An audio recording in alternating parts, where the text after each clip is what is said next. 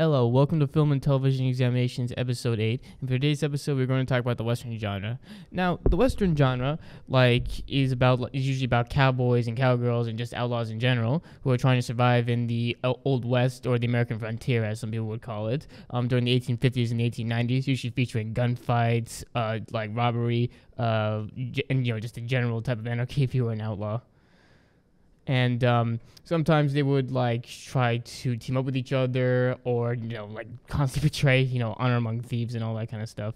Yeah, these old films and shows have really paved the way for future franchises in USA. Look at sports teams, the Dallas Cowboys, Dallas Renegades. They've paved the way for some future dynasties in the world. Yeah. And even some video games were also inspired by them, too. Exactly. Red Dead Redemption comes to mind. Yeah. And even another couple more examples, too. Gunslinger. Very, very old show. And still kicking it. Still such a good show to watch. Yeah. Some examples of the Western genre include, basically Clint Eastwood's classic movies, the Dollars Trilogy, the Django Unchained, The Hateful Eight, The Magnificent Seven. Even Breaking Bad could be considered a Western if you look at it from a different perspective. I'd agree. I'd say it's Western. Yeah, and John Wayne's, basically all of John Wayne's movies, and even some of the very old movies, some of the first ones are Westerns too, like The Great Train Robbery. Yes, that one. Mm-hmm. Yeah.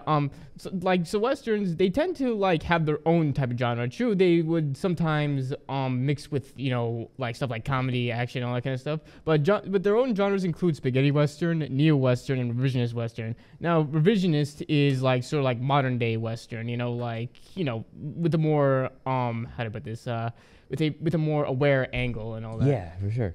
Yeah, and neo is stuff like Breaking Bad and all that kind of stuff, where it shows new western, modern day stuff, and especially stuff like Country for Old Men and all that. And spaghetti is called spaghetti because it was made usually by Italian filmmakers. Most famously, Clint Eastwood's Dollars Trilogy was made by an Italian filmmaker. They're usually mostly meant to be sort of a tongue-in-cheek parody of the Western genre, sort of like a satire and all that. Very funny stuff. And they help to make the genre interesting. Actors associated with the Western genre tend to be, Clint Eastwood, John Wayne, Gary Cooper, Eli Wallach, and Kirk Douglas. Oh man, Kirk Douglas. Yeah, Clint Eastwood is probably my favorite Western Clint actor. Eastwood is one of the best. I'm amazed he's still around. I don't even know how he's still around at this point. Yeah. John Wayne's career was basically made up of Westerns. Yeah, John Wayne is the definition of Western. Yeah, he's sort of like the everyman and all that. Yeah, you look at John Wayne over the years, Westerns become basically his middle name just because he's so good at portraying every role that he's given. And I think that he's become a legendary actor. I know that could be a hot take for some to handle, but I think he's that good. Yeah, Clint Eastwood's also legendary in his own Yeah, way. Clint Eastwood, another legend. But he managed to shed the Western line and do some other type of stuff. Especially Dirty Harry. Ugh, Lord. Yeah. That's all we have for today's show. We will be back next show to talk about the sports genre, but for now, see you next time.